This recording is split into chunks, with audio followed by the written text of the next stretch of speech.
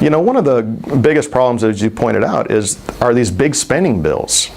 And these huge bills just in general, these omnibus bills or these 2,500 page bills that are passed in the middle of the night that nobody's read, and we've got to get away from that. We've got to fix that. I think that one thing we definitely need to push for is a balanced budget amendment.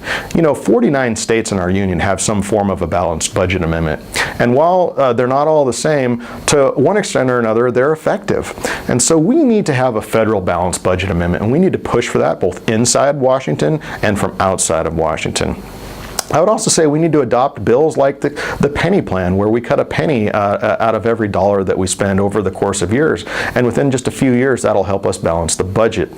Another thing we can do is we can change the rules so that every bill that's brought before Congress has to have a mandatory review period of at least 2 or 3 days, so that our congressmen and our senators and their staffs can read these things and understand what's in them. I also advocate creating smaller bills. We should have smaller bills.